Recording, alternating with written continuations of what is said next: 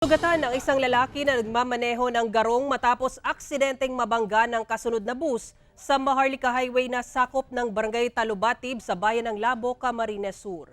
Sa lakas ng impact, makikita sa dashcam footage na tumilapon sa kalsada ang garong maging ang driver nito na hindi na pinangalanan ng PNP. Maging ang karga ng garong na mga tinapay ay nagkalat din sa kalsada.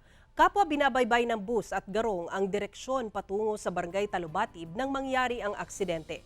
Ayon sa PNP, walang taillight ang garong kaya nabangga ito ng bus. Agad namang rumesponde ang MDRRMO at itinakbo sa ospital ang sugatang driver ng garong. Wala namang nasaktan sa mga pasahero ng bus. Ayon pa sa PNP, nagkasundo na raw ang dalawang panig.